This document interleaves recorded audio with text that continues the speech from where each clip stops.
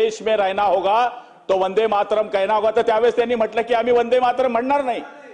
या लोकांनी काय षडयंत्र रचलेलं आहे की हिंदुस्थानामध्ये राहायचं, इथं मुलं पैदा करायची, इथली हवा घ्यायची आणि औरंगजेबाची या ठिकाणी पुष्टी करायची।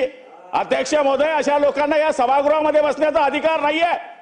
छत्रपती शिवाजी महाराजांच्या बाबतीमध्ये, संभाजी महाराजांच्या बाबतीमध्ये या पद्धतीने जर हे बोलत असतील, औरंगजेबाची बढाई मारत असतील, काशी से कला जाती मथुरा में मस्जिद बनती, अगर एक छत्रपती ना होते तो सबकी सुन्नत होती। अशा छत्रपती शिवाजी महाराजांच्या बाबतीमधल्या असे जर उद्गारे औरंगजेबाची औलाद काढत असतील तर अध्यक्ष महोदय यांच्यावर देशद्रोहाचा गुन्हा दाखल केला गेला पाहिजे। अध्यक्ष महोदय, ज्यांनी धर्मांतर करण्याकरता किती लोकांना इथं धर्मांतर केले, किती लोकांना बाटवलं, किती मंदिरं उद्ध्वस्त केली, अशा औरंगजेबाची पुष्टी या सभागृहामध्ये केली जाते। अध्यक्ष महोदय, हे सभागृह आहे, हे धार्मिक सभागृह नाहीये, हे सभागृह कायदा बनवणारं सभागृह आहे।